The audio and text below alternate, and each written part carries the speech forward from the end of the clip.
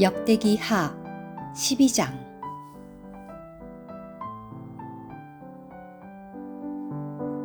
르호보암의 왕국이 견고하고 강성해지자 르호보암과 그와 함께한 온 이스라엘은 여호와의 율법을 저버렸다. 르호보암 왕 제5년에 이집트 왕 시삭이 예루살렘을 치러 올라왔는데 이것은 그들이 여호와께 신실하지 않았기 때문이다. 시삭은 병거 1200대와 기병 6만 명을 거느리고 올라왔다. 그와 함께 이집트에서 올라온 리비아 사람들과 숙 사람들과 구스 사람들은 수를 헤아릴 수 없이 많았다. 시삭은 유다에 속한 요새화된 성들을 점령하고 예루살렘까지 진격하였다. 신언자 스마야가 시삭 때문에 예루살렘에 모인 르호보암과 유다 지도자들에게 가서 말하였다. 여호와께서 이렇게 말씀하십니다.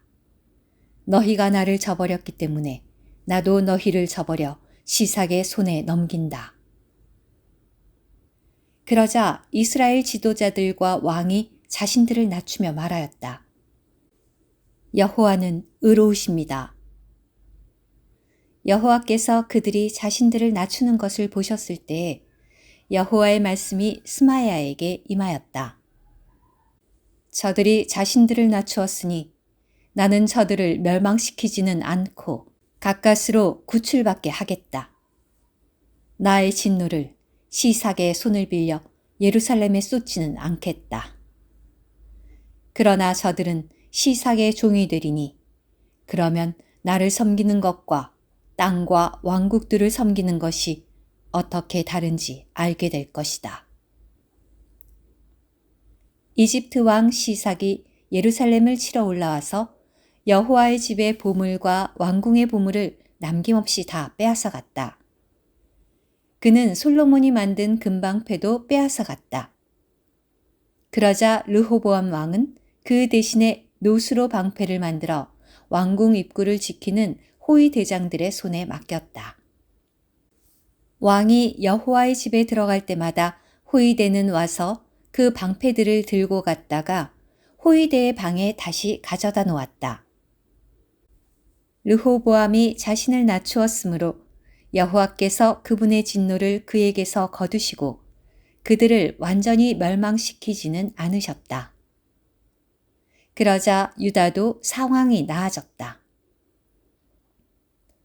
그리하여 르호보암 왕은 예루살렘에서 스스로 힘을 길러 다스렸다. 르호보암은 41세에 다스리기 시작하여 여호와께서 그분의 이름을 두시려고 이스라엘 모든 지파 가운데서 선택하신 성 예루살렘에서 17년 동안 다스렸다. 르호보암의 어머니의 이름은 나아마인데 암몬 여자였다. 르호보암이 악한 일을 하게 된 것은 그가 여호와를 찾기로 마음을 먹지 않았기 때문이다. 르호보암의 행적은 처음부터 끝까지 계보를 기록한 신언자 스마야와 선견자 iddo의 역대지략에 기록되어 있지 않은가. 르호보암과 여로보암 사이에 계속해서 전쟁이 있었다. 르호보암은 그의 조상들과 함께 잠들어 다윗성에 장사되었다. 그리고 그의 아들 아비야가 그 뒤를 이어 다스렸다. 역대기하 13장. 여로보암 왕 제18년에 아비야가 유다를 다스리기 시작하였다. 아비야는 예루살렘에서 3년 동안 다스렸다. 그의 어머니의 이름은 미가야인데 기브아 출신 우리엘의 딸이었다. 아비야와 여로보암 사이에 전쟁이 있었다. 아비야는 용맹한 군인으로 이루어진 군대, 곧 40만의 뛰어난 사람을 이끌고 싸우러 나갔다. 그리고 여로보암은 80만의 뛰어난 병사, 곧 힘센 용사들을 이끌고 그와 맞서 전열을 갖추었다. 아비야가 에브라임 산지에 있는 스마라임 산에 서서 말하였다. 여로보암과 온 이스라엘은 나의 말을 들어라. 여호와 이스라엘의 하나님께서 소금 언약을 맺으시고 이스라엘을 다스리도록 왕국을 영원토록 다윗에게 곧 다윗과 그 자손에게 주신 것을 너희가 알지 못하느냐? 그런데 다윗의 아들 솔로몬의 신하이며 느밧의 아들인 여로보암이 일어나 자기 주인에게 반역하자 무레한들과 불량배가 여로보암 주위에 몰려들어 세력을 키우고는 솔로몬의 아들 르호보암을 대적하였지만 그때 르호보암은 어리고 마음이 약하여 그들과 맞설 수 없었다. 지금 너희는 수가 많고 여로보암이 너희를 위한 신이라고 만든 금송아지들이 너희에게 있다고 해서 다윗 자손의 손에 있는 여호와의 왕국과 맞설 수 있다고 생각하느냐?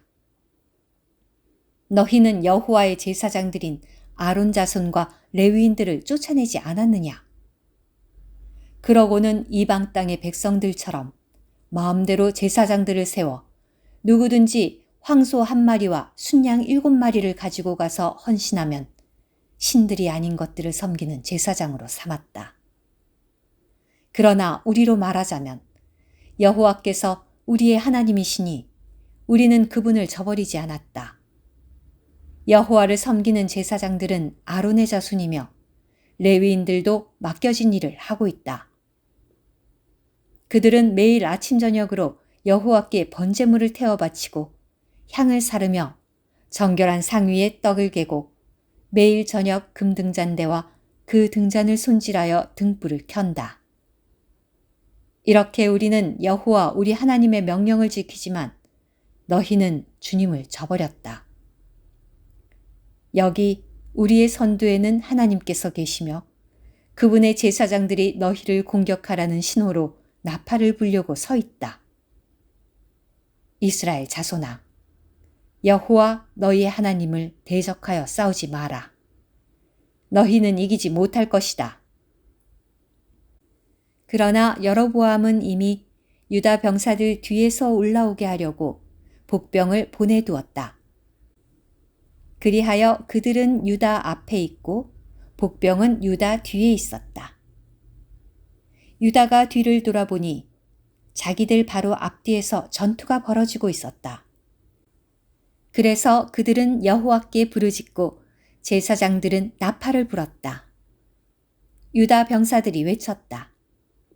유다 병사들이 외치자 하나님께서 아비야와 유다 앞에서 여로보암과 온 이스라엘을 치셨다. 이스라엘 자손은 유다 앞에서 도망하였고 하나님은 그들을 유다의 손에 넘겨주셨다. 아비야와 그의 백성이 이스라엘 자손에게 큰 타격을 입히니 이스라엘의 뛰어난 병사 50만이 죽어 쓰러졌다. 이렇듯 그때 이스라엘 자손은 굴복되었고 유다 자손은 이겼는데 그들이 여호와 그들 조상의 하나님을 의지하였기 때문이다. 아비야는 여로보암의 뒤를 추격하여 그에게서 여러 성, 곧 베델과 그에 딸린 마을들, 여사나와 그에 딸린 마을들, 에브론과 그에 딸린 마을들을 빼앗았다. 여로보암은 아비야 때에는 결코 세력을 되찾지 못하였다. 여호와께서 그를 치시자 그가 죽었다. 아비야는 더욱 강해졌다. 그는 아내 14명을 두고 아들 22명과 딸 16명을 낳았다. 아비야의 나머지 행적과 그가 걸은 길과 그가 한 말은 신원자 이도의 주석서에 기록되어 있다. 오늘의 말씀 한 구절, 역대기하 13장 12절. 여기 우리의 선두에는 하나님께서 계시며 그분의 제사장들이 너희를 공격하라는 신호로 나팔을 불려고 서 있다. 이스라엘 자손아, 여호와 너희 조상의 하나님을 대적하여 싸우지 마라. 너희는 이기지 못할 것이다.